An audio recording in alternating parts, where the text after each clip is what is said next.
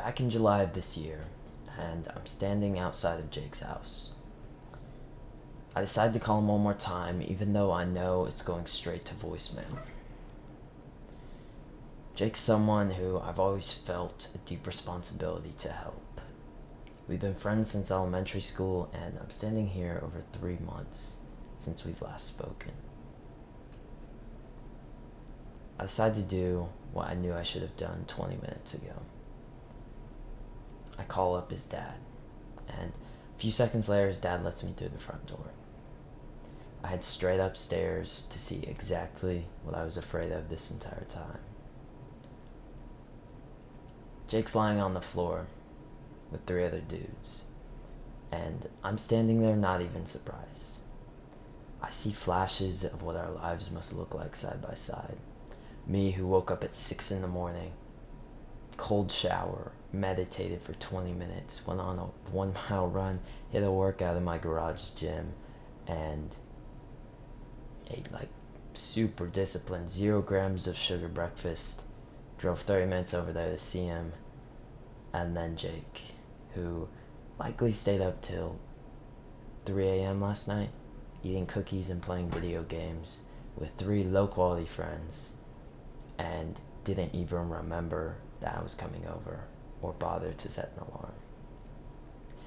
Now I'm standing there, and I decided to pull out my phone and blast music. I'm kicking out these stinky gremlins.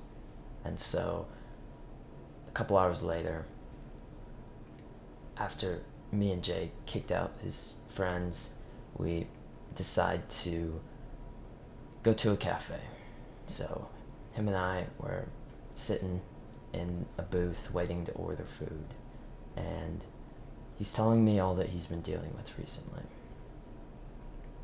School workload, college applications, work, and he finally gets down to the reason that I drove half an hour to see him this morning. Self-improvement. Something I've been trying to get him on for a long time.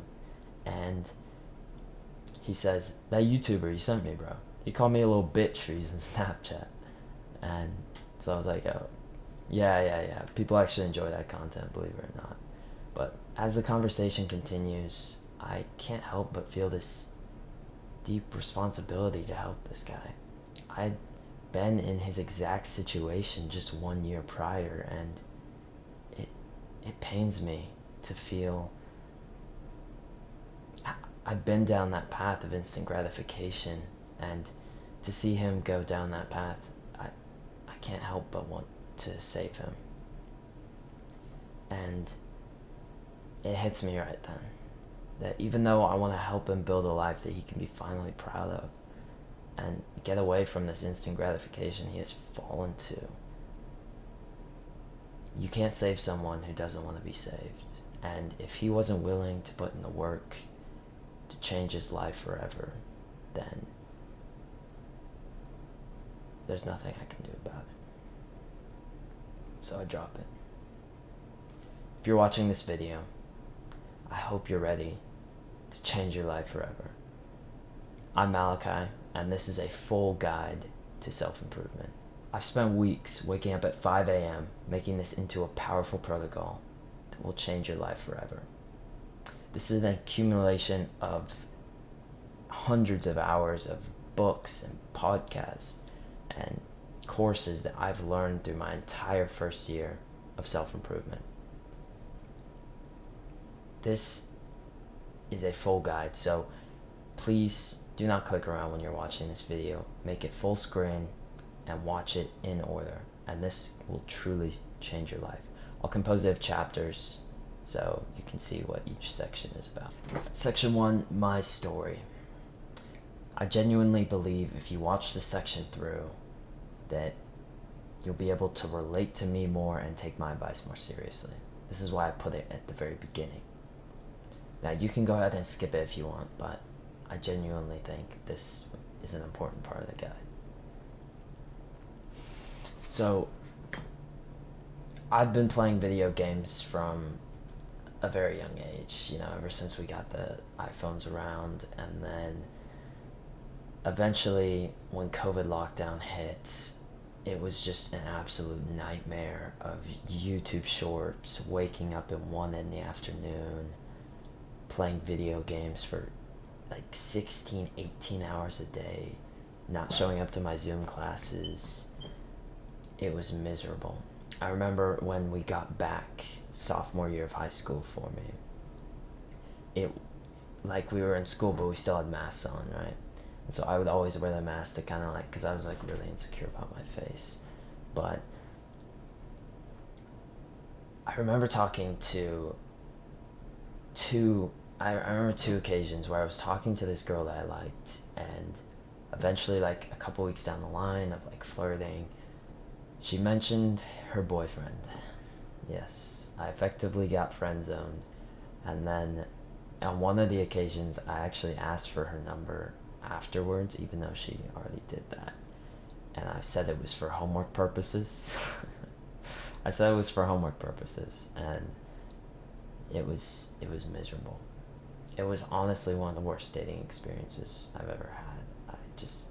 I absolutely hated that situation so much. And so eventually, junior year of high school, I had a surgery, and it put me out of basically any physical feat for over 3 months. And so this was like July of last year. So 2022, July of 2022, I had the surgery. And so 3 months I was out. My biceps were basically non-existent, and I felt completely incel. I was probably spending a good at least 80 hours a week on games. And that was just my computer games. My phone was I probably had like 10 hours on it at least. And this was because during the school year, since I had that surgery, I only had to go to school for about, what, like 6 hours a week? Six hours a week, bro. Anyways, I had so much free time, and I wasted it all. Just completely incel, eating junk food till way too late in the evening. I wasn't working anymore, and so after about a few months, I met this other girl on Discord, and it was so bad. So we were kind of flirting for a while, and then come October 31st, I get on to self-improvement. I discover self-improvement YouTube videos and the community online, and I decide this is my way out. This is my way out of this incel life. This is my only way out, and this will change my life forever. I'm ready to put some work into my life. I don't like the way it's going. And so I actually remember about 6 months after I got onto self-improvement, I checked my Discord, and that girl that I kind of been texting a little bit on Discord, I saw her profile picture, and for the first time, I was just shocked. She was legitimately 400 pounds, and I asked her, "Oh, is that you in your profile?" And she said yes. Boom. And so I got completely catfished. Honestly, I thought it was a dude for a little bit, but that's a whole nother story. So yeah, I got into self-improvement, and I found that this is my way out. This is my life. This is going to change my life. And 1 year later, here we are. And I have to say, the greatest reward of it all is not, it's not, the muscles or the productivity boost or the health boost. It's actually genuinely just the man you become. I know that sounds cliche, but it's 100% true. The man of character and virtues that you see yourself becoming over the years, it's awesome. And I really hope you can experience something like this. I'm publishing this video almost exactly 1 year after I got onto self-improvement, so you can see that this is completely achievable. Section 2, responsibility. In Mark Manson's book, The Subtle Art of Not Giving a Fuck, he tells the tale of William James.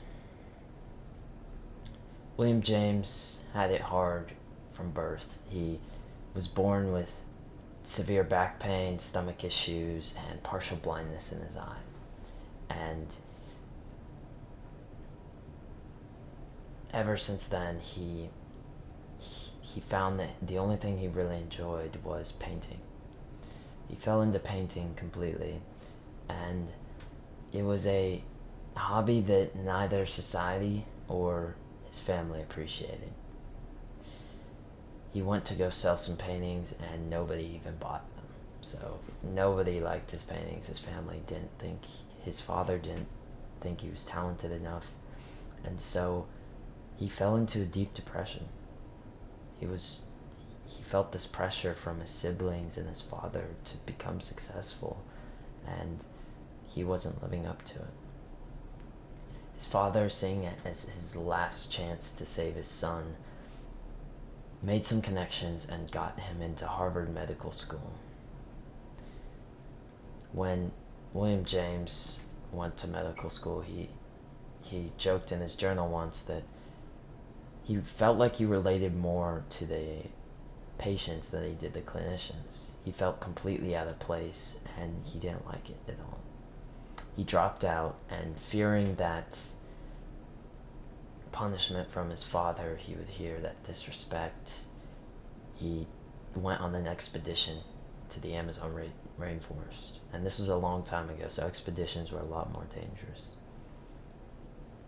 Somewhere down the line, in the middle of the forest, he contracted smallpox. And during this, the people he was traveling with left him behind, and he had this severe back pain that completely paralyzed him. So somehow, over months, he made it back, and when he got back to see his father was still disappointed in him completely.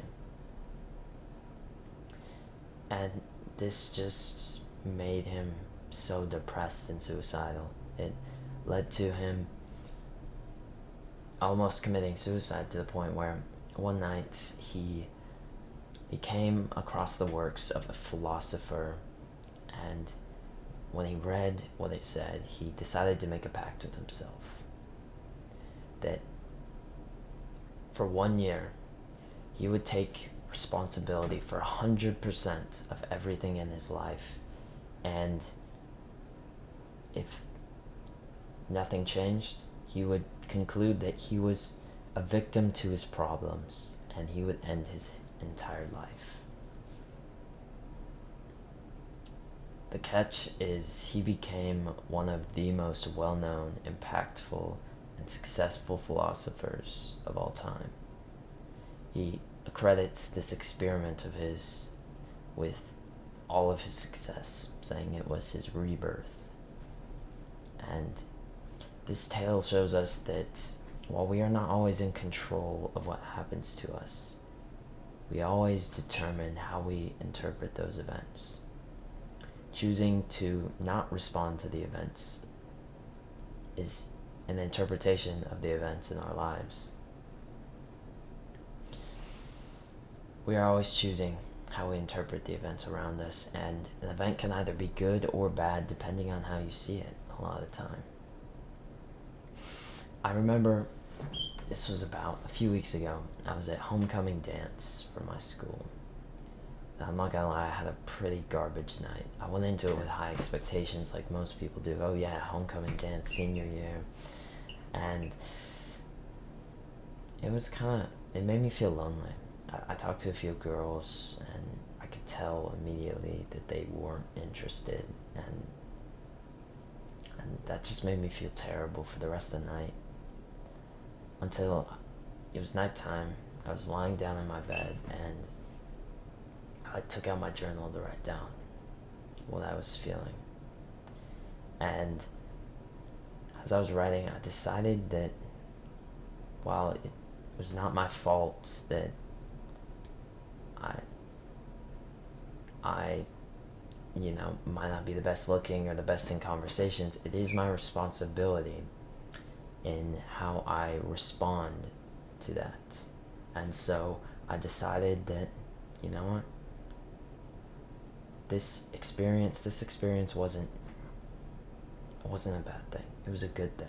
It was me learning that I have so much more work I can do here. And so it led to me waking up and working extremely hard the next morning. And so an event can a lot of the time be good or bad depending on how you see it. So judge yourself based off of values that you can change, your actions and your improvement over time. And yeah, another common fallacy is that fault does not equal responsibility. Something can be someone else's fault, but it's still your responsibility. A good example of this is if a waiter in a cafe, is holding a bunch of trays and you walk past them and they bump into you and spill them all. Okay, that's not your fault. They were the one who bumped into you, but it is your responsibility on how you react to that. So if just for one moment, if you just think about what like a high value man of character would do in that situation. Someone who's really good at taking responsibility. What would he do? Because I could tell you exactly what the average guy would do. They bump into him with the trays and he'd spill. And then the average guy would be, oh, sorry, and they'd keep walking. It's not his fault he said sorry. It's kind of a low T move, but okay. And so the high value man, the man of character, these type of guys, he'd bump into him, and then he'd get down on his knees and he'd help the waiter pick up the trays, And so it's not, a lot of things aren't going to be your fault in life, but it is your responsibility on how to react to it. It's not your fault that this video was in your feed, but it is your responsibility to use the advice that I'm giving you. And so, say this with me right now. I am 100% responsible for everything that happens in my life. You need to catch yourself whenever you're pushing that responsibility and the power onto somebody else. Whoever has the responsibility has the power. And this happened with me. Again, a couple weeks ago, I had a U.S. history test. It's the first one of the semester, and at college level course, I did the whole study guide, and I ended up getting a 70. It was bad. The class average was like a 60. And so I was talking to my mom about it. I'm like, oh yeah, it's terrible. Our class average is a 60, and she's just a terrible teacher. It's her first semester teaching. The highest grade in the class was a 73, and all this stuff. And I remember sitting there thinking, I sound like a bitch right now. I was just sitting there thinking, I'm just shoving the responsibility onto other people, not even taking any of my own responsibility. And so I decided then to, you know what, I'm not going to let this get the best of me. And guess what? Next test that came up, I got the highest grade in the entire class. I got 97. So really try and catch yourself when you're pushing that responsibility onto somebody else. And remember, you are 100% responsible for everything that happens in your life. Section 3. Discipline. Discipline is the art of doing something when you don't feel like it. It's training for that voice in your mind that wants you to succumb to how you feel. It's training to fight against that voice. It's training for that voice that wants you to push you to your potential. And I remember back even just a year ago, whenever I would do something, I felt as if I had to feel like doing it in order for me to do it. I never heard of a concept of you could do like hard work when you didn't feel like doing it. And so I would do dishes every night, right? That was my nightly chore that I would do. And I would ask my dad, like, if I didn't feel like doing it one night, it's kind of late, it's past my bedtime, whatever. I'd ask my dad, like, oh, can I just not do it tonight? And if he said, like, yeah, sure, that's fine, I would never get the dishes done, because I'd never heard of this, like, I can do it even if I don't feel like it right now. I just thought, oh yeah, okay, I don't feel like it, and my dad's not making me, so I guess I'm not going to do it. It never clicked in my mind that I could do dishes if I didn't feel like it and no one was making me do it. It never clicked in my mind. And the school system is, I believe, one of the main reasons for this. They teach you, it like slowly programs your mind to not be able to do work on your own. You always have a teacher that makes you do the work at this certain point in time. And a lot of entrepreneurs, actually, after they leave the school system, start saying, like, oh, I can't even get myself to do work anymore because I don't have these deadlines in place and teachers that will constantly bug me about the assignments. And it's just difficult because the school system teaches you, like, what does everybody in the school system do? They procrastinate their homework until the very last minute, and they don't use any discipline. Like, they're basically just being forced to do the work. And so you probably have a very low level of discipline. And so do I. I'm not going to lie to you. And this level needs to be trained up over time. How is discipline built? It's through very small things. And if I were to ask you right now, like, what do a lot of people believe is discipline? Most people believe discipline is going to the gym. While it's true that going to the gym is hard, a lot of the guys that are in the gym have been going for like a year, and at that point it's just kind of fun. Like, it's in their routine, they like doing it. They have these beliefs about themselves which help them go to the gym because it's just integrated into who they are now because they've been going for a year. They love doing it. And it's, at that point, it's like, why? It's just not hard anymore. It's genuinely not hard for them. It's easy. Like, a lot of these guys like going to the gym. Like, that's one of my favorite parts of the day, is just going to the gym. And so it's not using discipline anymore. Discipline is doing hard work, specifically when you did not feel like it. So discipline is built through small things, the very smallest of things. You build discipline by taking out the trash when your parents told you to, but you don't really feel like it right now, or nobody told you to. It's even better. It's like, if you take these same guys that think that discipline is going to the gym and you tell them to do 10 minutes of stretches after every workout, to go over to the stretching mat and to hit 10 minutes, they'll fail within the first week. They won't make it 7 workouts, bro, I'm telling you, because they don't have that built up to do hard work when they don't feel like it. A great way to build this up is physical training. That's a lot of guys' first taste of real discipline. It's what really builds them. So I would highly recommend that. There'll be another section on that. Discipline is built through small things. So normally on that whiteboard back there, I have a habit tracker. And so I'll link a habit tracker in the description, like a Notion page habit tracker. Pretty simple. Every day you'll just check off the boxes of what you've done. We're going to start with some meditation, I'll list some more habits throughout the video. And we're starting very small because it doesn't take much for you to use discipline right now. I don't stretch very often after my workouts. So me just going to the stretch mat for 30 seconds would take some level of discipline.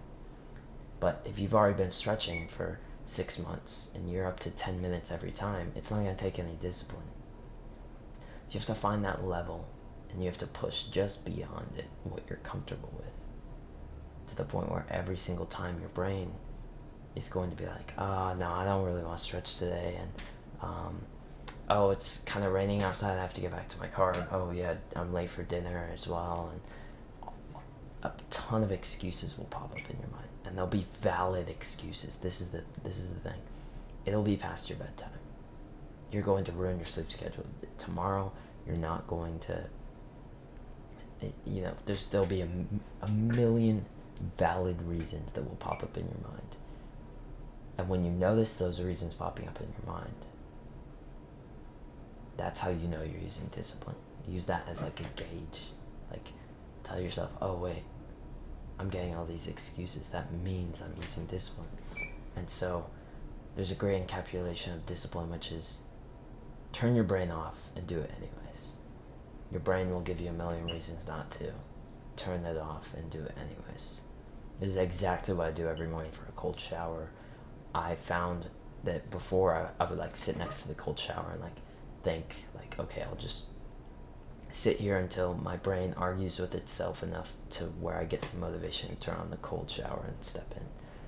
But instead, I've started by just turning it on.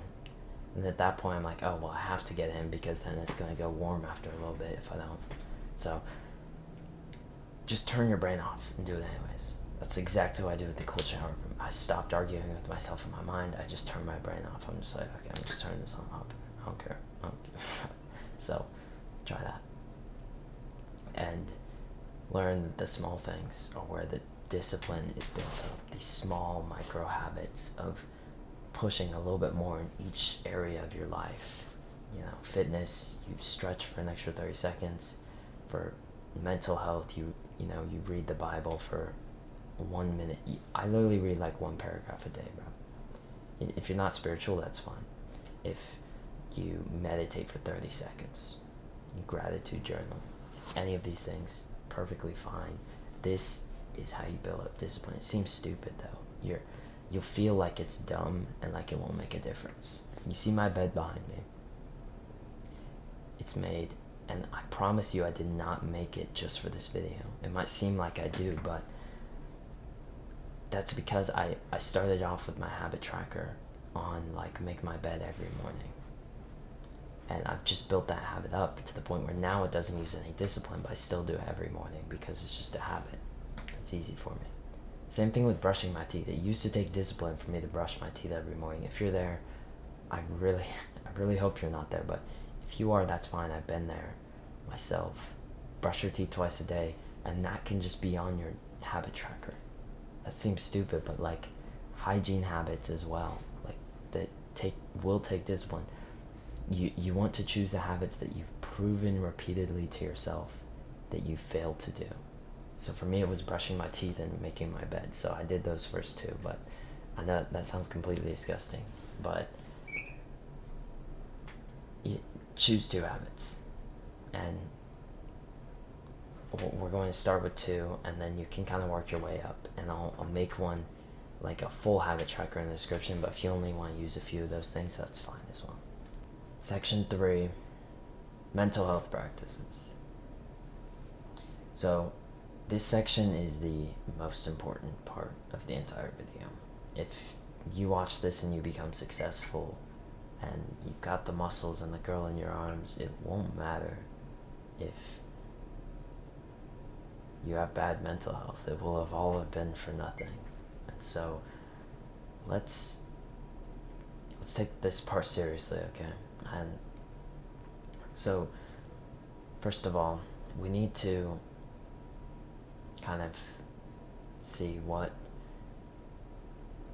is depression. So a lot of people think it is like this feeling you feel bad all the time, and I don't think that's true. I think it's more this feeling of emptiness, this feeling of apathy, like nothing else matters, like nothing, you don't care about it, like nothing matters.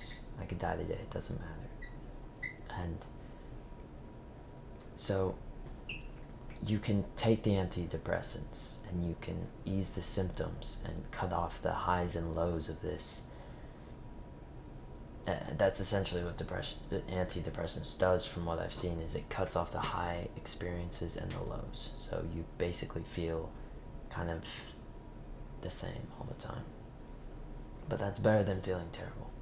And so we can ease the symptoms, or we can fix the root cause. And so a lot of people, they're trying to get to do well on their diet and stick to this diet and to exercise every day, but they don't realize that they aren't able to do that because they have poor mental health. It's not. A lot of people try and ease the symptoms by, they see that they can't exercise and do all this, but these are all just symptoms of the real problem, which is your mental health. We need to fix this first, and suddenly everything else in your life becomes easier. It's a lot easier for a happy person to do 10 push-ups than a sad person. So let's fix this part of our lives. So first of all, there's a few mental health practices we can do. The first one is gratitude. This one's very important. Gratitude is like the meta version of happiness. It's a lot easier. It's just a lot better, because happiness, it's very fickle. You can't really control when you are happy. There's probably been a situation in your life where you've been in a place, or like on vacation, where you should feel happy but you're not. And so it's very fickle. If happiness was the goal of our lives, we could just take drugs. And I met this guy at like a church retreat, and I was talking to him, and he was talking to our group, and he was like, oh yeah, but nothing else matters as long as you're happy, right? And I would say this is not true at all, because if happiness was the goal of our lives, why don't we just take drugs? Like seriously, it's not the goal of our lives. The goal of our lives is fulfillment, and we should chase that. We should chase purpose and fulfillment and meaning and gratitude, grateful for the things that we have. And so gratitude is amazing. You can basically feel happy almost at any time just by sitting down and really like picturing someone or something that you're very grateful for. Like for me, if I sit here and I think about like a dog or a loved one, and I'm so grateful that my dog is in my experience on this earth, and it makes me happy. And so there's a few practices you can do for this. You can gratitude journal, which is basically every night. I do this. You write down a couple things that you're grateful for. This is great. I found it's not bad. Like, it's a good habit to be in, but I think there's a far more powerful version of this called like giving gratitude letters, which is like when either a text or you say it in person or a voice recording of when you tell someone else you're grateful for them. It's just so powerful. You feel awesome for the rest of the day. I'm not kidding. You just feel amazing. So that'll be the actionable step for this part of the guide. Either text someone or just think about something that you're very grateful for, and text them. Like, text somebody, text your mom right now, go give her a hug, tell her I'm so grateful that you're in my life, and you'll find that you feel awesome for the rest of the day. You just just seeing you make other people's day just makes your day even more. I don't know like what the science behind it, but when you just gratitude journal to yourself, it doesn't feel like it works like even half, or it's like 10 times as good to give them a gratitude letter. So go ahead and do that right now. Pause the video, go hug your mom, tell her you love her in person, or just send somebody a message, a voice recording. Hey bro, I'm really proud of you. You've been hitting a lot of workouts recently. I'm really grateful for that time we walked back from the park together and we got to talk. Something like that. Just send them a voice recording. You'll both feel awesome. I would do the same thing, but it's 6 a.m. So don't know what came I am. That's gratitude letters, and if you've experienced that, that is one of the most powerful things you can do out there. It's just so powerful. And being grateful on a daily basis, going through a walk and just thinking, I'm grateful for this leaf. You know, it's simple, but it's just, you feel so much more connected to the things around you. It makes you feel great. So the second practice that's very important is meditation. This is honestly one of the most important self-improvement practices ever. It gets you to focus on your breath. And so all those YouTube shorts you've watched, it slowly lengthens your attention span back to like a healthy level where you can hold a conversation with someone and not have these thoughts in your mind. And that's one of the most important things ever, is to be able to focus and be in the moment. And not only does that drastically increase well-being, but it's just, it just makes you feel so much better, and like be able to be present and focus more on your work and focus more on the people around you. It's just 10 out of 10. Reduces anxiety, all of this. Meditation is amazing. So I'm gonna talk in the next section about building like a habit tracker and setting daily habits. But for now, if you just do 30 seconds, a minute, 3 minutes a day of just meditation, there's an amazing app that you can use for this called Medito. It's the best, completely free, everything on there. They don't charge you for like a membership for meditating. I hate those apps that just like charge you money for no reason. Like, it's legitimately just an audio recording, bro. Stop charging me money. And yeah, it's a great app. I would 100% recommend it. It's on the App Store. Medito, I'll put it up on screen. Go click that right now. It just had an update, so it's looking good right now. Anyways, meditation will change your life forever. It's very important to be able to be present and not in your mind when the teacher's talking, and just, you forget. Like, have you ever had this happen where you're reading a book, a few paragraphs, and then you forget what the last few paragraphs were? You're like, wait, what were the last few paragraphs? And you have to go and reread it. That's because your mind is wandering. And so when you do meditation, what happens is you sit there and you focus on your breath, and then your mind will wander off from your breath without you realizing it. And then you'll realize that your mind has wandered, and then you'll bring it back and you'll refocus on your breath. And so over time, your mind wanders less and you start to focus more on the thing. And this is very important, because when a teacher's talking or you're watching a long form video like this, you probably have a longer attention span than the guys around you already. You might even be meditating, because to focus on somebody talking for this long without your brain wandering, it's very difficult. So try and stay in the present moment with me here and just focus on me. So with that being said, meditation will change your life, and it will basically improve every aspect of your life. It is the most important. I might even say it's more important than gratitude, but I'm not. I don't think. I don't think I would, but it's up there. So these two will change your life forever, even if you have nothing else. Good mental health. This is by far the most important section of the guide. So hope you got some use from that, bro. Section 5, Dopamine Detox.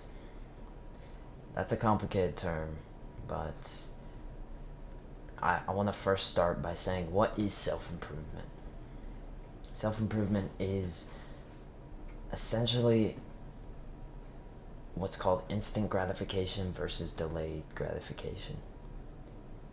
You've probably heard these terms before. If you haven't, instant basically means like, instant gratification means like pleasure. So gratification means like something pleasurable, something nice, and you're getting that instantly. And delayed gratification means you're delaying the pleasure, you're delaying the reward for later. And so this ties hand in hand with dopamine detox. So I'll use some bro science here, but dopamine is basically, it's like the motivation molecule. It's like a hormone in your brain, and essentially, I'll link below, there's a great podcast by Andrew Huberman discussing what dopamine is. I watched the whole thing, it's great. But essentially, dopamine is just the motivation molecule. It's not about, a lot of people think it's about feeling good. No, it's not about feeling good, it's about feeling motivated. So, essentially, when you do these pleasurable activities, these instant gratification activities like porn, scrolling on your phone, video games, what happens is you feel good right now, and let's say your dopamine baseline is like 700, and then it'll go up a little bit when you're doing that pleasurable activity, but then afterwards it will dip below baseline, so you're lowering that baseline level of dopamine, so you'll feel less motivated once it's done. This is not good. If instead of the instant gratification, we do the delayed gratification activities, which are working out, we do something that doesn't feel good right now, essentially afterwards, you'll have a slight dip, but then afterwards it will go above baseline. You'll feel more motivated. Now, the most studied way to do this is cold exposure. So taking cold showers. I'll do another guide on that, but I just wanted to say that because it's an awesome tool you can use in your daily life. I do one every morning. Essentially,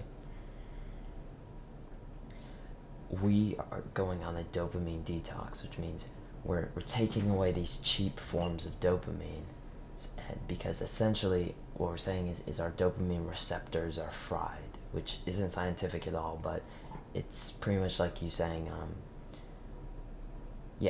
like your dopamine baseline is very low, and so by removing these cheap forms, we're raising this level.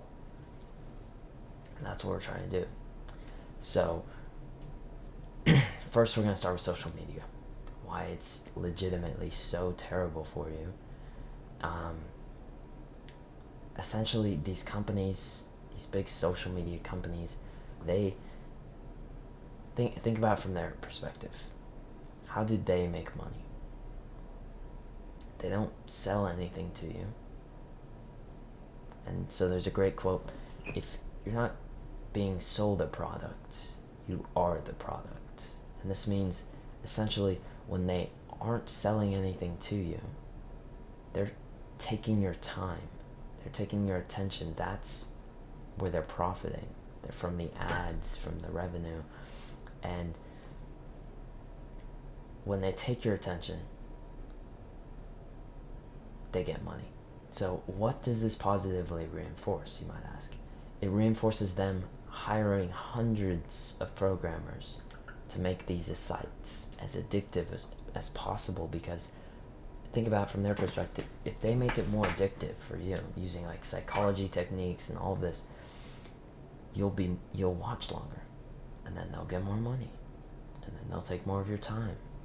And so their only goal in mind is just to keep you as hooked on these platforms as possible. And so they don't do that with your health and your mental well-being in mind. They don't care about you. They want your time, your most precious resource. So these apps are not good for you. Not at all.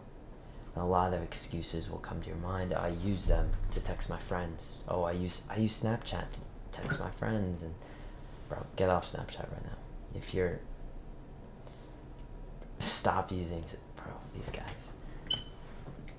The best thing you can do for social media is to turn off your notifications. A lot of people don't like to do that because they're like, oh, well, You know, my friends text me on there and like, here's the thing, bro. If it was important, they would just text you or call you. Like, genuinely, if it was important, they would just call you. This is a complete cope. It's not real. This is not you talking. It's the social media company, that addictive side of your brain that's stuck to it. I'm trying to help you here. The social media company isn't trying to help you, and you aren't trying to help you. You're just spewing out their arguments, bro. You need to realize that, sadly, these companies don't care about you. And we need to fix your mindset around this. Don't have the notifications on, and only use these platforms like for actual things that will help you. So on YouTube, I still watch long form content. I still watch podcasts that are like an hour or two long, or 3 hours. But YouTube shorts, all these, none of it's helpful. None of it. And it's shown to drastically decrease your attention span. You don't want this at all. So let's get off these social media apps. I can make a whole video about how bad they are for you, but I'm going to specifically just be talking. They're addictive. They're a bad substance. We don't want anything to do with them. They make our lives worse in the long run. Let's delay gratification. How do you quit? It's difficult. I'm not going to lie to you. There's a format we're going to be using to quitting almost any habit. And it's from the book Atomic Habits by James Clear, a famous self-improvement book. It's called Cue, Craving, Response, and Reward. This is the structure of every habit. And essentially what we do is, if you want to break a habit, you weaken the structure of it and it will fall. And if you want to strengthen a habit and make it better, you have to strengthen different sections of the habit, and then a good habit will form. And so the cue is pretty much like why your brain starts thinking about it. Craving is that feeling that you want, that you want to do it. That's kind of hard to take a hit at and to weaken. The response, that's a good section. We can weaken that for sure. The response is basically like, what does it take for you to partake in a habit? Does it, for like junk food, it's like, well, I have to go to the store and buy the junk food. Okay, that would be a very weak habit. If you don't have it in your house, it's a lot less likely to get eaten, because then you have to drive all the way to the store and grab it. And the reward is just how good it feels. You can't really affect those very much, the craving and the reward, so we'll just focus on the cue and the response. How do we do this? Well, first of all, you can start by deleting the apps. Okay. I've found, at least from personal experience, that if you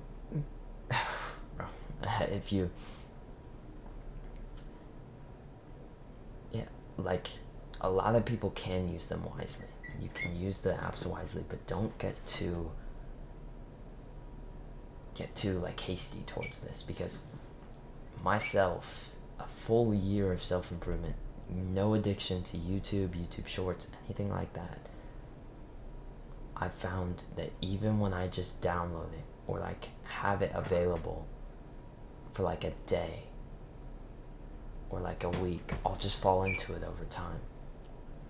And so I wouldn't have it available on your phone. I would have 0 social medias on my phone and make it so that like only when I'm at a computer can I use these social medias. And that way, if everything falls, you can at least say, okay, I'm not going to use the computer. Most people can't say I'm not going to use my phone, because a lot of people need it to text and to call. So let's try and move all of your usage onto the computer and delete the apps, and like you can block the websites as well, for like youtube.com and stuff, on like settings and like screen time or something. You can block the websites out, use website blockers on your phone, whatever. I found some people that works great. For me, it works great as long as I tell myself, and so just try and stick with me here, I will use this social media platform on my computer or like somewhere else, and when I will have the opportunity to use it on my phone, because the truth is there's a million other websites you could go to, like youtube.com. There's like APIs and all this. Truth is there's a million other websites you could go to, but what you need to tell yourself is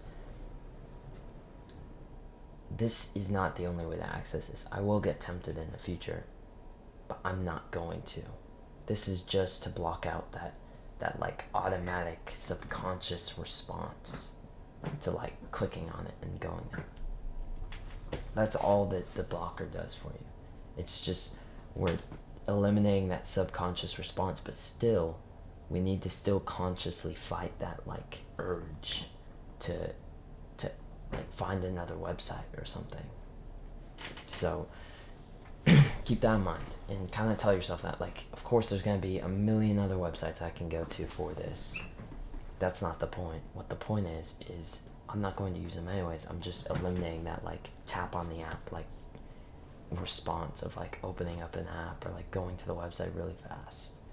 And yeah, that's essentially, the blockers are great. I found I like them. Some people it doesn't work very well, but anyways, the notifications, turn all of those off.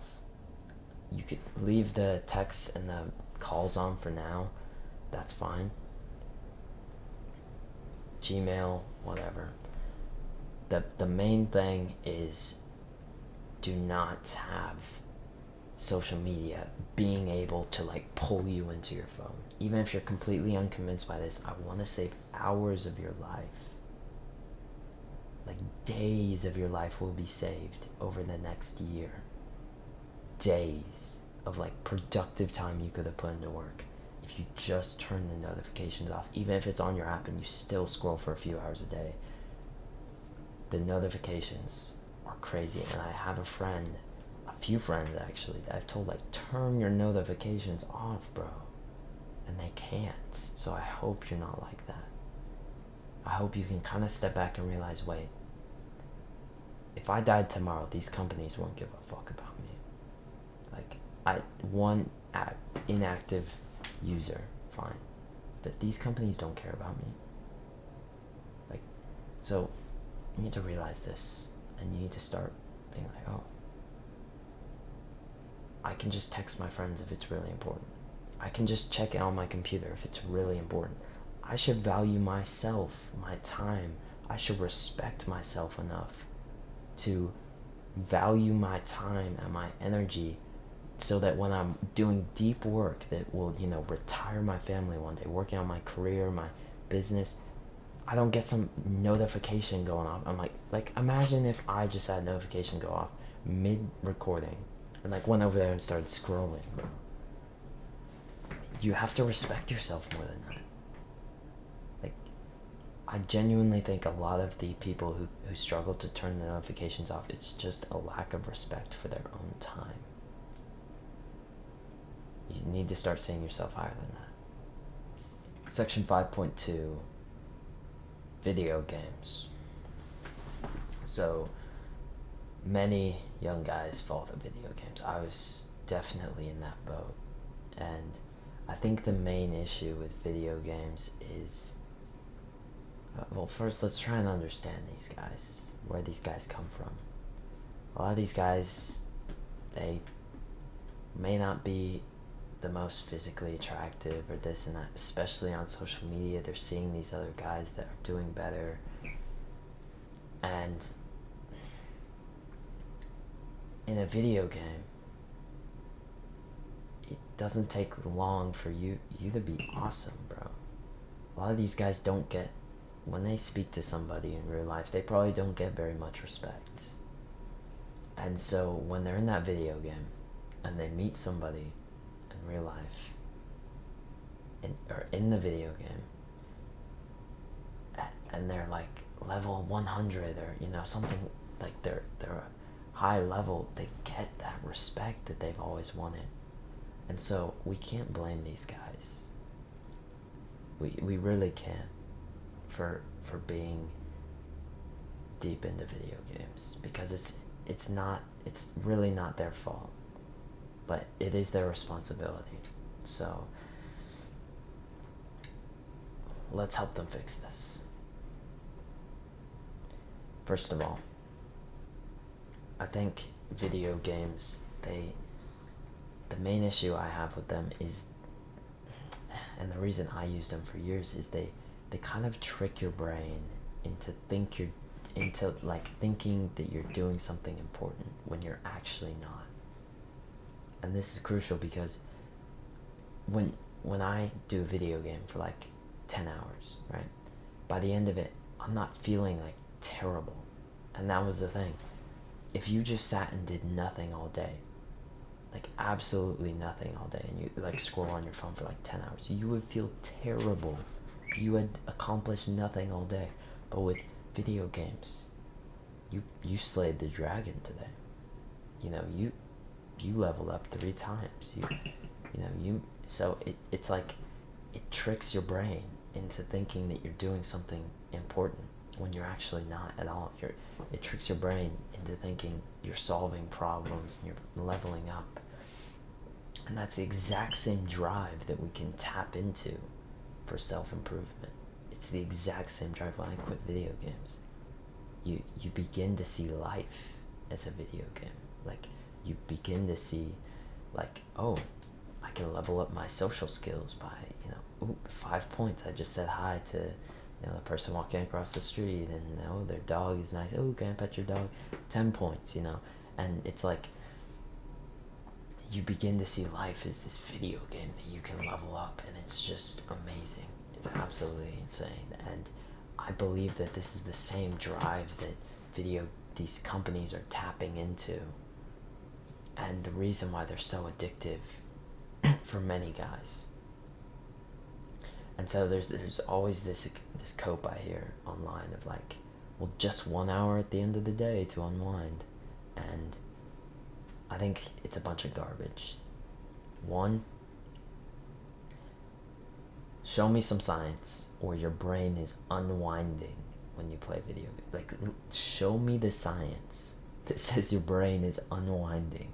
Like, imagine we scanned your brain and you're like in this like combat, like PvP, like your brain would be hyperactivated. And so your brain isn't unwinding. You're not resting.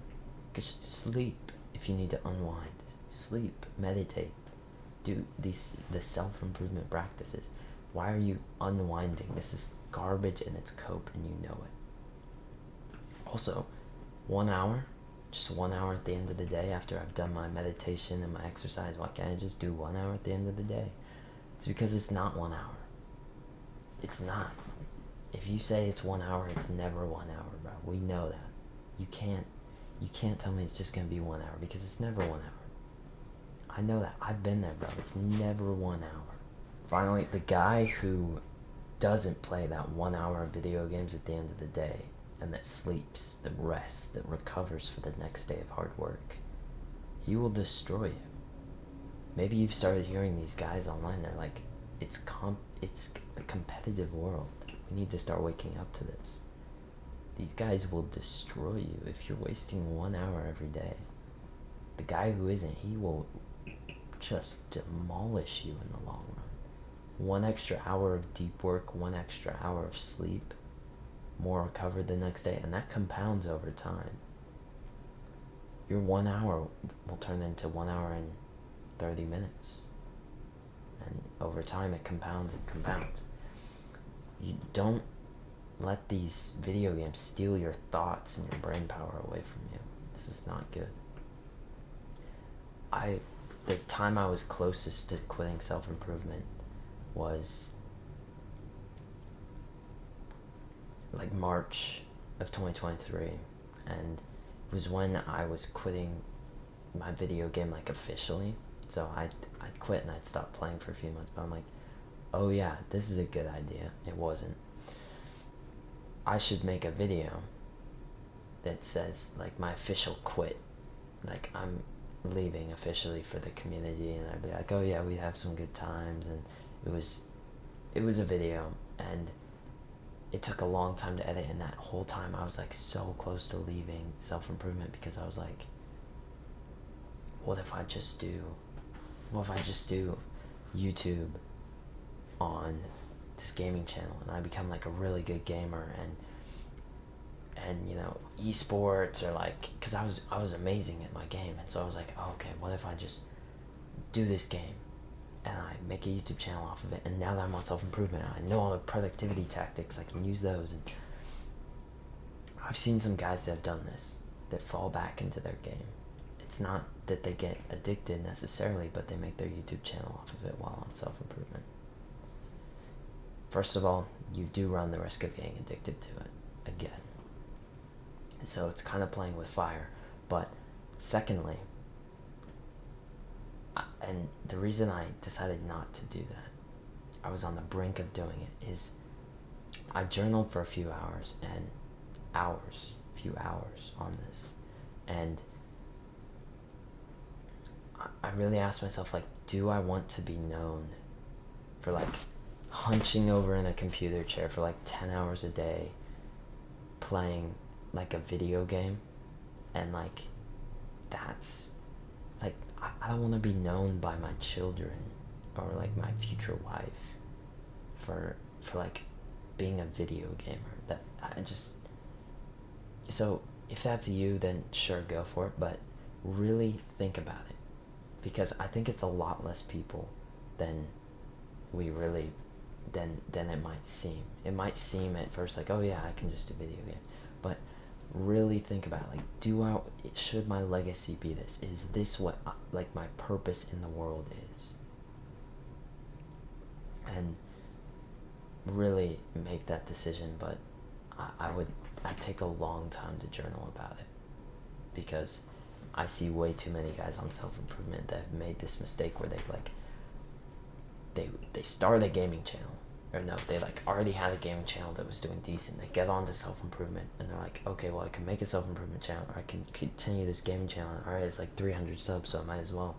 And so they do the gaming channel, it gets really good, or like a decent level of success where they're making an okay amount of money, but it's like, oh, fuck, I hate this gaming channel. I don't like what I do here. Like, I know I'm destined for more than some gaming channel. Like, and so then they're like, oh, I want to do a self-improvement one. But now I'm stuck with this, and now if I post self-improvement content, my audience won't like that. And so now they're stuck doing this, where I would argue that it's far better to just make that change at the beginning. Because if you commit too much to the side, and then later down the line, it'll be a lot harder to change. So really think about that. Alright, and finally, the last section, which is section 5.3, is diet. So it's like junk food. How do we quit junk food? This instant gratification. There's a few things, few practical tips you can use right now. It is, 1, don't have it in front of you, in your eyesight. 2, you can do like, don't buy it. A lot of people do this. They like, they try and like not buy the junk food. I found that I can't do that, because first of all, I live with my parents. They always have junk food around. A story about me is that like, when I was first like really addicted to junk foods, it was when I was watching TV and with my parents every single night. They call it like family time. We'd all like sit around the TV and watch a show together or something, and that's when they bring out the junk food, and they'd be eating it. And so I tried over and over to quit junk food for years and years, but I would always sit in front of the TV with them at night. And so that was like a strong cue in my mind to start eating goodies and to start eating sugar and sweets. And so when I got into self-improvement, that all changed for me, because I stopped sitting at the TV. I'm like, oh, TV's a bad habit as well. Let's get off self-improvement. And then eliminated that cue from my mind, and then now I don't even need to, like, the cue is gone, and now like, it wasn't even hard for me to quit. So the biggest change you can make today is to not have it in front of you. So if you have a cue that where you normally like sit with a bunch of people that they eat candy like I did, or like you're always in a situation where there's a bunch of candy around you, try and leave that. Like, just tell people, oh yeah, I'm trying not to, and I don't like to have it right in front of me. They'll understand. It's fine. You're good, bro. And also, having it physically in your eyesight is another big thing. So if you just, a lot of studies have shown that if you just have it in your actual eyesight, you are far more likely to indulge. So just put it behind whatever you're behind, like put the vegetables in front and put the candy behind, something like that. Like, you'll eat less if you just have it a little bit hidden. And so quit the cue. Don't put it in front of your eyes. If your family has it around 24/7, you can train your willpower through like kind of like journaling, or like having it in front of you and using like meditation and kind of like sitting there, and instead of indulging in the craving, just thinking like just feeling it, like just feeling that craving you have towards it, and kind of like thinking, why does this have power over me? Like, why does this little chocolate have power over me? And it'll seem stupid. It's like, so you can try that. I found that it works alright. It's not the best, but yeah. That's the main thing I have for that, and it changed my life forever. Just don't have it in front of you. Eliminate the cues. You can try and not buy it from the grocery store. I don't think that works as well, but if you're starting out and you just need to break that initial addiction, and then later you can train up your willpower, then sure, don't buy it from the groceries. That's fine. That concludes the dopamine detox section of this guide. So I think an actionable step would be to turn off your notifications right now on your social media. Pause the video right now. Those are just the worst for you. And if you don't take anything else from this video, I will consider my work here a complete success, because I will quite literally have saved you like days of your life, months. By the end of your life, I will probably saved you like a year. I can't even comprehend that. So please turn off those notifications. Section 6, exercise / getting into the gym. So I believe that calisthenics, weight training for hypertrophy and strength gain, is by far the best thing you can do to replace these bad habits that we've just worked to remove. I definitely think that these are the best, and this is why. So they fulfill a few qualities. First of all, it improves your appearance. So like, you can see yourself getting better, and that's a huge thing for a lot of guys. They want to see like physical improvement, and being like looking good, sadly, is one of those things that's very important in the modern day, because you've probably heard of like the halo effect. People just treat you better when you look better. If there's an unattractive girl and an attractive girl, you're going to treat the attractive girl better, even if she has like the worst personality ever. So we want to look better. It improves our appearance, and you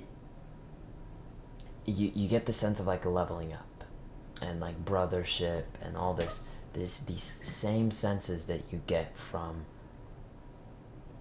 video games. So it's very good for replacing video games. All of the guys I know that have been successful with eliminating video games from their life have replaced it with the gym or calisthenics. So some kind of weight training, calisthenics, specifically for muscle growth.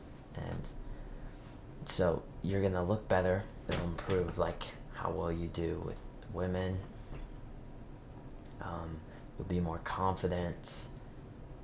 Uh, you get a sense of brothership. You can do it with other guys. You get this leveling up. It's something hard. Like, you get to practice your discipline. There's so many good reasons why this is like the best thing to start off on. And this is exactly what I did when I started self-improvement. I decided I'm going to start calisthenics in the gym, and I started doing push-ups, pull-ups, and honestly, bro, I couldn't even do a full pull-up. Like, before I had my surgery, I could do like 12 pull-ups straight. I couldn't even get one. And on top of that, I had to start off on the easiest push-ups there were. I couldn't do one push-up. Can you believe that? I couldn't even do the ones on your knees. Like, bro, I couldn't do the girl push-ups, bro. I had to do the push-ups where you're like on a stairs, or like the counter, or like something that's like 45-degree angle type thing. So like it was like less hard than the ones on your knees, because I couldn't even do those. So yes, that's where I started, bro. I've made a lot of progress, and you can too.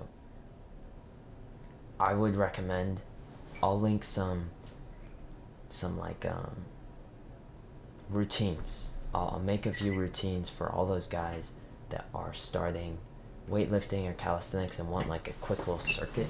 So what I did is I started out on circuits, and what you want to do is, when you start out, you want to keep your workouts very short. Honestly, like 20 minutes or less max, and you want to do them every single day, first thing in the morning, because the morning is that time that nobody else can mess up. There's a reason I started recording this at 4 in the morning, and it's because if I waited and I pushed it off to like 7, there might be something else that my parents need to do, or like this is more than 1 hour long, so it's going to be a long guide on self-improvement. And if I wait till the later ends of the day, like there's so many things that could go wrong with my schedule, like my sleep or how I'm feeling, and I can't let the rest of the day mess that up for me. It's the same thing with the gym. If you knock it out first thing, nobody can mess it up. If you do it 6 a.m. before anyone else in your house is awake, you can do it consistent, and you can build that habit strong, because nothing else can mess up that routine of yours. So build it right in the morning. First thing, wake up, meditate for 5 minutes, take a cold shower, exercise. Boom. When I say cold shower, I mean like cold rinse. So you're not like showering and then getting all sweaty. That's not what I mean. You're not like doing your soap and everything. But yes, right in the morning, less than 20 minutes. And when you start out, you can honestly just do bulk crap. Like right when you wake up at 7 a.m. or whenever you're waking up, just set like a 5-minute timer, bro.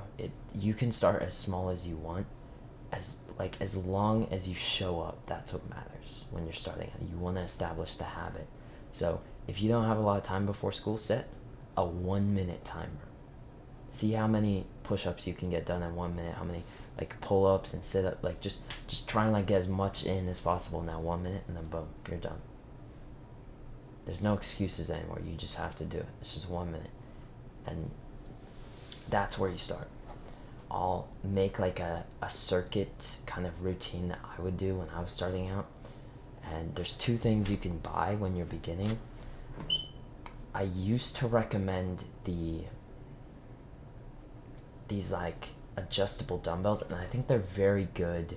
They're what I started with for like if you're trying to get into the gym and like weightlifting. But if you want to start calisthenics, I would go with, actually, there's these gymnastic rings, which are about the same price as the dumbbells, and they're so awesome. Like you can use them for, I'll probably make like a full guide to gymnastic rings because they're so fun. You can do like all sorts of exercises on these. They're like the core to calisthenics. Like you might have seen videos where the people have the gymnastic rings and like holding them out all the way and doing crazy tricks on them. But they're great for beginners. Even you can do very basic movements on there and work your way up to doing some of the crazier like muscle ups and stuff that's pretty impressive. So I would also recommend those for beginners. You can kind of choose which one you're more into. I might go with the weightlifting ones if I was just starting out because I want to look better, and that was like the main reason I was doing it. You will look better with weightlifting. A lot of people think, oh well, calisthenics bodies are still good. Weightlifting is gonna make you look better because you can't really isolate. Like with weightlifting, I can hit only my lateral delt. I can just do like lateral raises. With calisthenics, you're gonna have a very hard time doing that. You can't really isolate the individual muscles and just make them grow out well like you can in weightlifting. So if I were you, if you have a set of dumbbells, your older brother does, whatever, grab that set, boom. 10 minutes in the morning, just start hitting. Quick workout, set a timer on your phone. Nope, you can play music if you want. I prefer not to do it with music, just some silent enthusiasm. Nobody else is up in my house. Hit a quick workout, take a shower, and then go to school or work or whatever. That's how you start a strong habit. And so as we build up this habit, you'll slowly start to do more intense workouts. After the first 2 or 3 months, then you can start to do you can try like the 45-minute workouts and then the 1 hour. But I'd take your time, because if you start out right now on the 1 hour workouts that all the other gym guys are doing, 2 things will happen. One, it'll be a lot harder to stay consistent because you got to make yourself do 90-minute workouts every single day, or 1 hour. That's a lot. That's hard for me, bro. I don't like doing 1 hour workouts every day. 2, you're going to make gains either way. Like, honestly, bro, if you're just getting into the gym, 10 minutes of like a few sets of push-ups and like 1 set of pull-ups, so you'll make gains. It doesn't take that much, bro.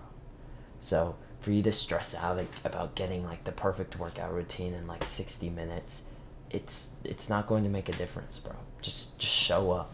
That's legitimately, you make gains in the gym at the beginning by just showing up and learning something new today. That's about it, bro. You just gotta show up. You gotta push some weight for 10 minutes. That's about it. And a very important part is to keep the end result in mind. So what really helped me stay motivated for the gym is I would take a before picture. So that would be the actionable step for this guide, is to right now go in front of a mirror, take off your shirt, take a before picture. I don't have a good before picture, and I regret it a lot because I didn't have my shirt off. Take your shirt off, bro. Trust me, your future self will be so grateful. Hope you got that before picture, bro. Getting into the gym, it's definitely one of the best things you can do and is needed in order, if you had like a video game addiction before, it's one of the most important things to start off with. So replace that habit of video games and social media, junk food. You'll find you have a lot more free time once you break those habits, but you'll fall right back into your old routine unless you have something to replace it with. If you're going to a physical gym, just find the closest one to you that's a reasonable price and go there. If you have transportation, buy like those dumbbells, start hitting circuits at your house. I might make a video on this as well, but there is a great way to get like a home gym. If you have a way to transport the equipment back to your house, you have like a garage or something to set it up in. If you go on Craigslist or Facebook Marketplace, there's a lot of times, every few weeks there'll be like a steal on gym equipment. I used to be on like Craigslist a lot, and if you live in a city, it'll even be better. But just do like 50 miles near you, and every once in a while just type in weights or like gym equipment, whatever you're looking for, pull-up bar, and every once in a while there'll just be someone trying to get rid of it. Like, okay, yeah, this is probably worth $1,000, but I'm selling it for $100. Crazy deals. I saw this one bench press, Olympic barbell, 200 pounds with a squat rack and a preacher curl bar leg extension, all this. You might not even know what that means, but that's about like $600 worth of equipment, and they were selling it for 80. So there will be some steals if you go there and you're trying to get a home gym. That's another great way to do it. But yeah, find a way to just start out, even if it's just push-ups on the floor and you can't afford any calisthenics equipment. Another great thing is buying a pull-up bar to start out with, just push-ups, pull-ups, and you can use them for sit-ups as well and stuff like that. So hope that worked for you. And we're going to get to the next section. Social skills. Section 6. Social skills are extremely important, and they're honestly one of the most fun parts to level up in self-improvement, but they can also be kind of sad, because when you realize that maybe you might not be the best at social skills, it can be kind of sad, but you can always get better. And how you get XP in this in this section of life, and how you level it up, is just by talking to people. It's by smiling when somebody passes you on the sidewalk, or like saying hi, or like something stupid, bro. Just honestly, yeah, just ask more questions, say hi, smile to people more. And there's a great book on this, which is How to Win Friends and Influence People. You might even have it behind me, but I've been reading it a lot for the second time recently, and it's honestly such a great book for learning those social skills that so many of us have lost over this digital age. And a lot of guys in real life, you'll talk to them and you can tell that they aren't present. That when you're speaking to them, they're not here with you. They're thinking about something else. They're thinking about what they're about to say. They're looking over, and they're like, where do I put my hands, And you've probably been in a similar situation, and you just need to realize that this is just a lack of presence. It's a lack of being here right now. And so you can level this up by two things. One is instant. One is just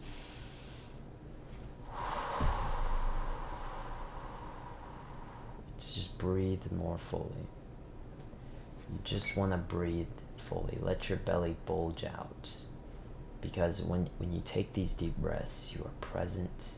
You're not all tied up and in your stomach trying to flex like you have abs. You're just right here, right now. And so just a couple breaths can really change the mood you're in, and it can really you just bring a lot different energy to the table. So if you're about to go talk to a girl or something, the best thing you can do, 10 out of 10, is just to take a few deep breaths beforehand. And something I've found is teachers would always tell me this back in the day. It was, think about what you're gonna say before you say it, because I would, I'd be a dumbass. I'd just be like, oh, yeah. But anyways, think about what you're gonna say before you're gonna say it. And so I think that's some garbage advice, but there is something good to be taken out of it. So what I would say is, if you want to feel more powerful, more commanding in a social environment, really just think to yourself, I'm going to use my conscious mind to react. So your unconscious and your subconscious mind and your conscious mind are pretty much one reacts and one responds. See? So your conscious mind really thinks things through before. So whenever somebody says something and you normally have the tendency to just say it real fast, just think in a social environment, just sit there and just be think what they're saying, take a deep breath, and then respond. You can even deepen your voice a little bit for this. Come here, Papa. Yeah, sorry, my dog. And so this will help you 10 out of 10. It's absolutely insane to just sit there, and respond. And if you end your sentences with a deeper pitch, it can kind of add to the, I mean, that's for like deep voice, and we could go into that as well, but it commands a lot more respect than just talking like this and, you know, little soy boy like I normally do. But you just, if you just be conscious about like what you're, like what energy you're bringing. So breathe fully and try and be present and focus on what they're saying. Maybe speak in a little deeper voice, and at the same time just respond to people. So if somebody says a rude comment to me, it's very easy to just like say something back, but it's a lot better to just instead respond and to like really think through what you're gonna say. And so I like to just, when I'm in a social environment, just think like I'm powerful, because when I sit there and I think that, you know, these like affirmations type things, I just bring a lot better energy. So that's another part of it. So those are like the instant benefits you can get from like breathing fully, trying to be present. But like meditating will help you long term. Gratitude will help you long term. Love your family members more, love the people around you. So those mental health practices are 10 out of 10 for leveling up your social skills indirectly. If you want to directly level them up, read the book How to Win Friends and Influence People. Implement what you read. So like if you read something and you're like, oh, I could probably implement that, go outside and do it. Go outside and do it. Like if you're at your school reading it, stand up and go say hi to somebody. They're not gonna think it's weird. Like a lot of people, they think they're the weird ones, if anything. So a lot of people look to themselves first before they think, oh, like you're weird. So that might help a little bit with the anxiety, but I had a bunch of social anxiety for basically my entire life. I'm not sure if you have this. I might have to look this up, but like just terrible like thoughts, like just bad thoughts, about negative thoughts about myself. Where do I put my hands? And also like I would just blink my eyes a lot. Like I would get in my head about me like going like that, bro. I literally be like walking through the halls and I couldn't look at people in their eyes because I would like, I'm not sure if it was like panic or anxiety, but I would just like blink my eyes a ton. I might have to look that up and see if it's like some like actual thing. But on a side note, a lot of people want to improve their posture check. Alright, this is editing Malachi here. Essentially what happened is in a few seconds the video cuts out, and essentially what that means is there'll be only audio. What happened is my SD card filled up and I didn't realize it. It's not really gonna happen super well. If you want some instant results, just do the chin tucks you've probably seen online, lengthen the back of your neck, etc. You know, keep your shoulders back. But a lot of things, I could go in depth about this. A lot of it is how you're sleeping at night can affect your posture. So like I used to have like an incurved back, and like my neck especially is like pressed forward, so the chin tucks kind of help with that. But a lot of that was just because of the way I was sleeping at night.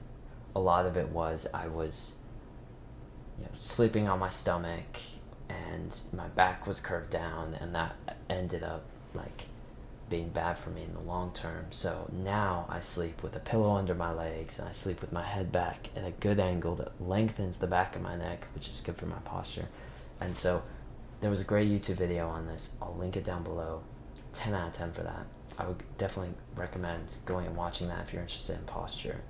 And then also realizing that your posture just improves with muscle gain.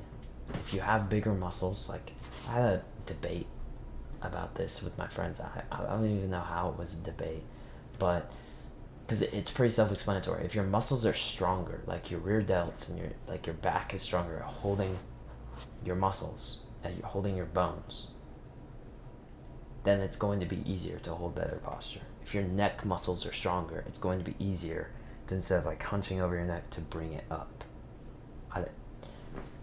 There are a few muscles you can look to train for posture. Rear delts, neck are the main ones. Glutes, if you find like your butt sticks out and you got like kind of like a curved spine, glutes, train those. Abs, and I think those are the main ones. So abs, glutes, rear delts, and neck. You can train those as well. Those will help keep your posture like better in the long term. But also, just by being in the gym, you're going to get a lot better posture. I had terrible posture before I went into the gym, and think about it, like, you've never seen a jacked dude. Like, imagine some like jacked guy. You've never seen him like all like hunched over and like with terrible posture, because his muscles are just stronger at holding it, and it kind of reflects where you are in life. Like, if you know, like, okay, I'm 200 pounds lean, bro, I'm jacked, and you have this confidence in yourself, you're not going to sit as if you're some like low T guy who's like insecure about himself. And so the gym is a great way to level up your posture. So those are a few resources for that.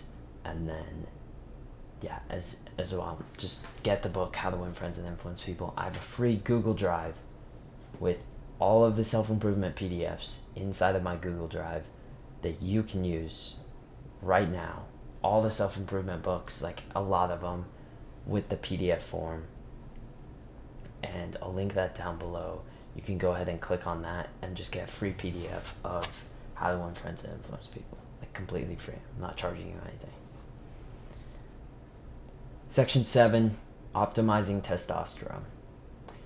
Testosterone is a very important molecule in your body. It's not only does it make you deeper voice, easier muscle gain, see you leaner, higher metabolism, this and that, but there's an amazing effect, and the overwhelming effect that testosterone has is what Andrew Huberman says in his podcast, is it makes effort feel good. So that's how he defines testosterone. It improves novelty seeking. It makes you more likely to go out and do the little bit of extra work required today, and it really makes you like level up in life. It's like the high testosterone guys are the guys who constantly just have this drive to work and work and work and do more and just accomplish. And so we need testosterone. Testosterone is very important for this masculine drive, this self-improvement, that want to level up and improve our lives. We need to optimize it, because it's not all genetics. A lot of it is the stuff in the modern world just tanks our levels, and a lot of people have like half the levels they're supposed to. So the first thing we can do is semen retention. Semen retention is one of those things that I don't have the best experience with. Like, I never had like a full like porn addiction, like full on, like some of these guys, like 7 years. I had one like shortly for a few months, and it was really bad, but eventually I got off, because my dad, he sat down and he talked with me. He's like, yeah, this isn't good for you. And that like really, I never heard that message before. So if you didn't know, like, this isn't good for you, it's very terrible. You probably know that by now. There's a lot more media now saying like, stop, this is not good for you. And so with NoFap and all this garbage stuff, you gotta realize that just by watching a video like this and just by trying, you're going to make progress. You can't get mad at yourself when you relapse.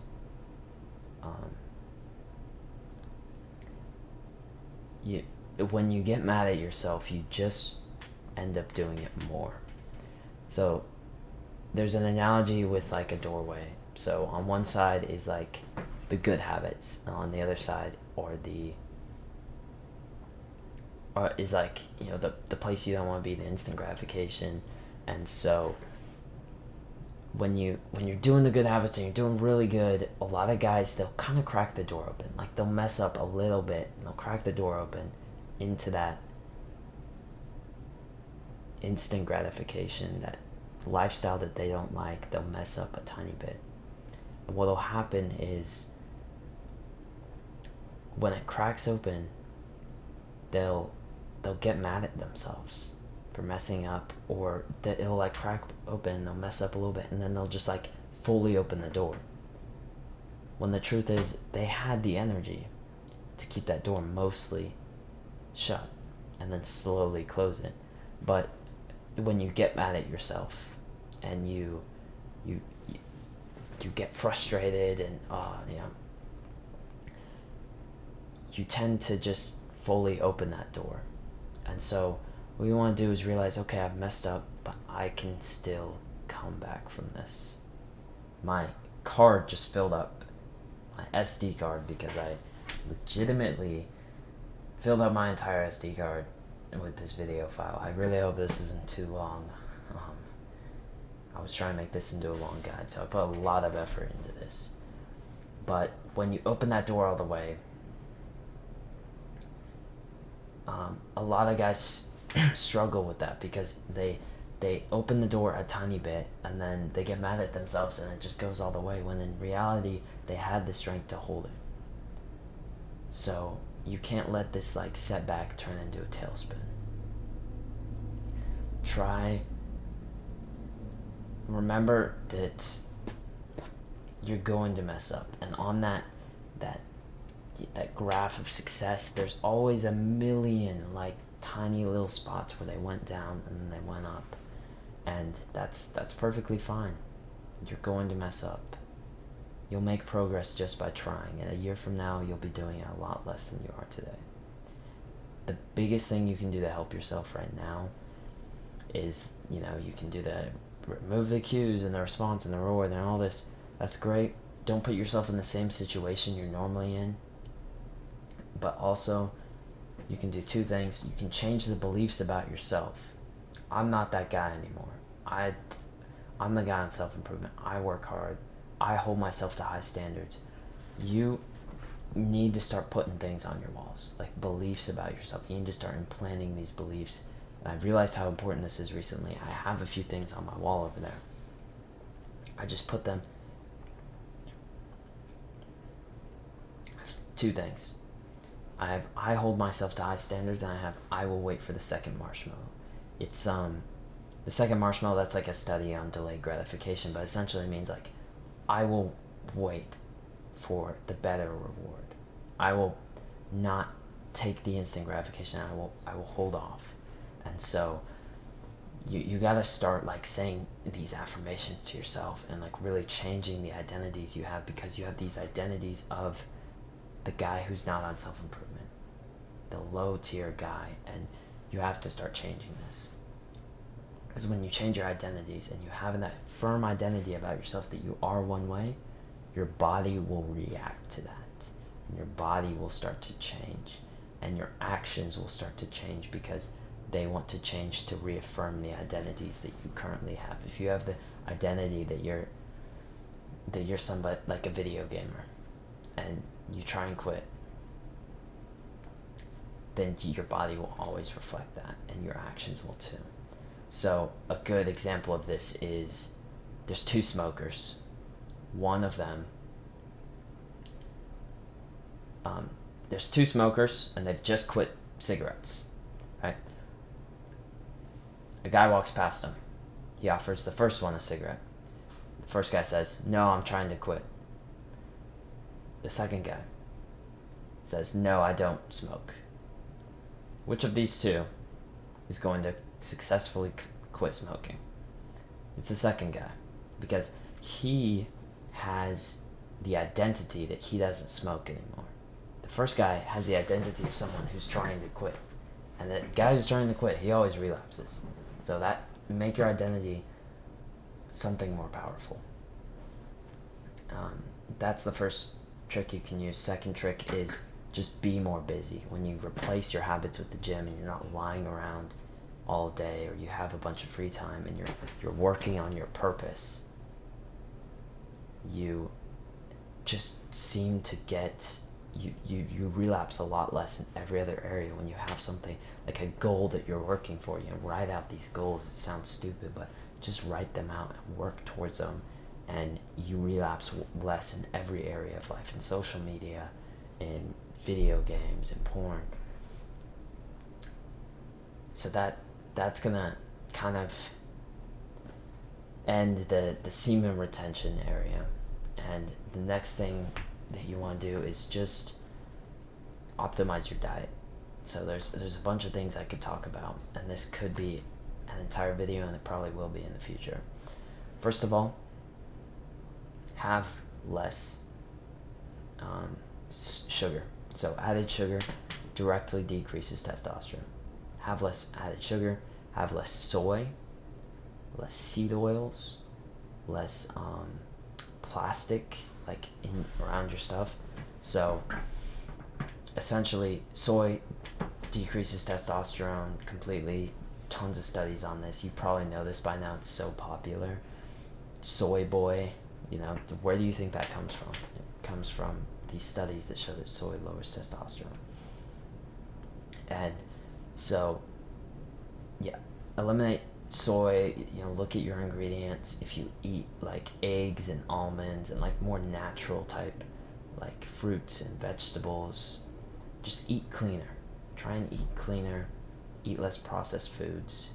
It's not the nice answer you were looking for, like the 3 supplements you can take, but the truth is you just gotta eat cleaner, and that'll improve your health, and that'll improve almost every area of your life, your brain function, your ability to get work done. Eat a cleaner, more simple diet. Have less. And there's a bunch of things that will ruin your testosterone. Added sugar, soy, and seed oils are the main thing in your diet you can eliminate. Now, there's another section I want to put for testosterone is estrogenics. So this is like stuff in your environment that will destroy your testosterone. The number one thing is plastic.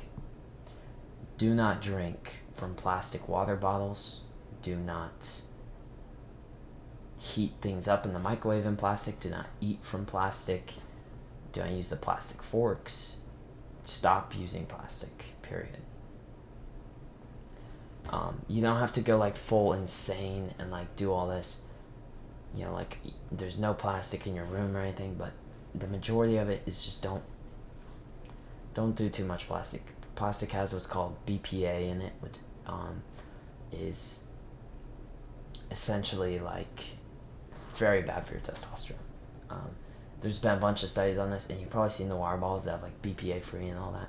That's cope, because there's another molecule called BPS, and there's even more called like BPF and BPAF, and like there's a bunch more that are basically the exact same thing as BPA, and except they're not studied, and there's no research on the negative health effects of these.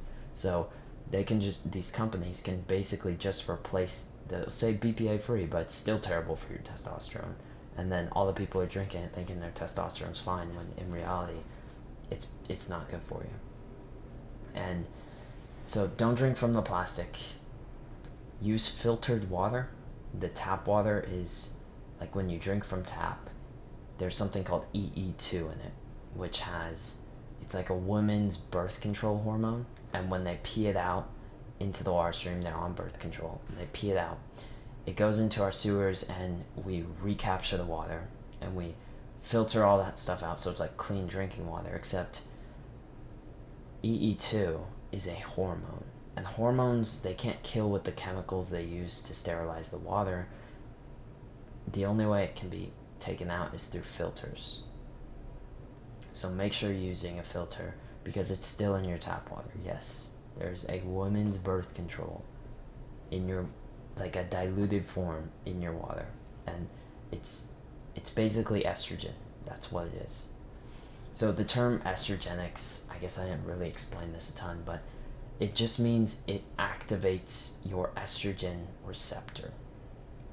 And so that's science for it. It's like a false estrogen. It's like something man-made that, when attached to like any estrogen receptor in your body, which can be anywhere on your skin, on your organs, it acts as estrogen and it binds to that receptor. So essentially what that means is when you have these increased levels of estrogen, that can directly decrease your testosterone levels, and it can also increase a bunch of very bad health things that you don't want, like obesity, cancer, infertility. You don't want any of these. So we want to reduce the amount of estrogenics in our environment. Drink from the filtered water. Don't drink off the plastic water bottles. Don't eat off of plastic. And then the final thing I wanted to say is, oh yeah, I got this metal water bottle. It's very good. If you get like an all metal one, that's perfect. There will be a little bit of like silicone on these, like the top edge, but that's perfectly fine. Silicone hasn't been shown to be estrogenic, so that's 100% fine. Also, the last thing is clothes. A lot of your clothes are made of plastic. They have polyester in them, which is basically just another word for plastic. A lot of like the classic like gym shorts and jerseys and stuff, those are 100% polyester.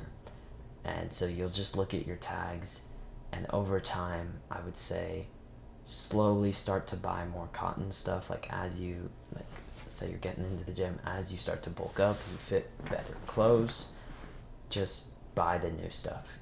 It's very expensive to replace everything in your wardrobe at once, so a lot of people, that's not an option.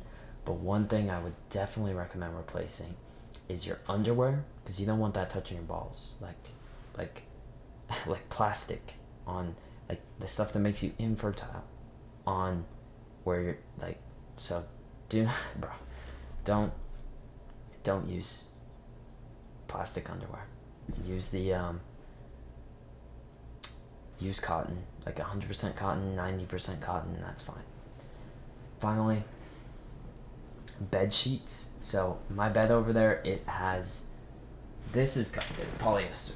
I'm too broke to basically like buy a cotton comforter, but I did have enough money to buy like the cotton sheets, so I don't actually end up touching the plastic. I just end up touching the cotton sheets and pillowcases. So that's another investment I would definitely recommend making. But that's pretty much it. There's a lot we could cover, and I can make a whole video out of estrogenics. I probably will.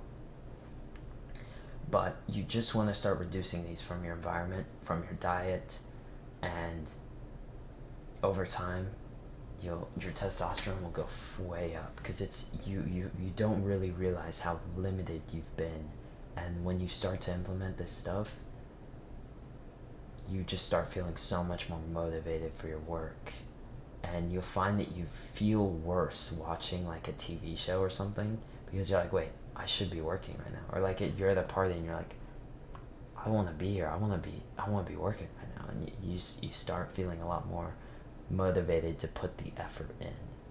And so I definitely look into this if you need like a boost in motivation. With NoFap, essentially, like if you retain your semen for like 7 days or more, then you'll start to get like drastic boosts in testosterone levels. So that's essentially, that's what you're going for there. If you want some practical tips for how to like increase testosterone today, go outside and get sunlight. About 30 minutes of sunlight every day will dramatically increase your testosterone levels. Just go shirtless, get the sun on you. You'll tan as well. You'll look better, so it's also kind of nice for that. But yeah, testosterone levels are actually so important, and a lot of people don't realize that that's like the reason it's like sapping their potential. I really hope you got some value out of this video, bro. I gotta say, this is definitely my longest video, but you have to remember that the time is going to pass anyways. Do not quit. I'm only 1 year into this, and I went from completely unproductive, zero muscles, really awkward in social situations. Nobody was really proud of me. I wasn't proud of myself. I didn't have any self-respect. I had no character. I was disrespectful to everybody. To a guy who takes cold showers every morning, ventures into discomfort. He's building a YouTube channel right now, recording a 1 or 2 hour long self-improvement guide, who exercises every day and meditates, and 1 year, bro. And I'm genuinely telling you, I am fairly lazy. I'm not even that good. You could get here in 8 months, probably less. It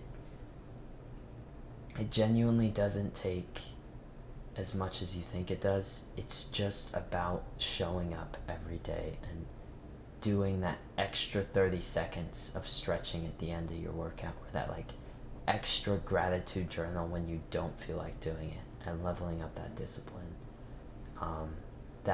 That's really what will change your life forever, even though it doesn't seem like it. Just show up every day, and don't do any of these insane bad habits that we've talked about, and you'd be surprised at how far you can go.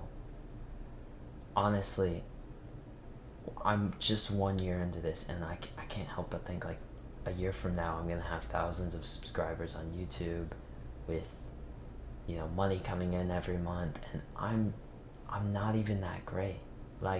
I'm actually kind of lazy. I struggle to get out of bed most mornings, so I believe you got it in you, bro. And hopefully by watching these videos, you're already on such a great path. You're doing great. I'm really impressed for anyone who's watched this far into a full self-improvement guide, and you're just, yeah. I hope you got some value out of this.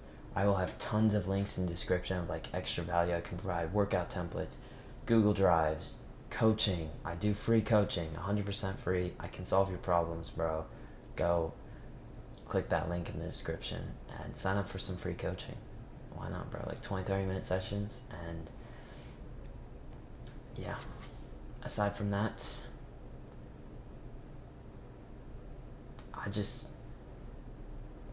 I hope that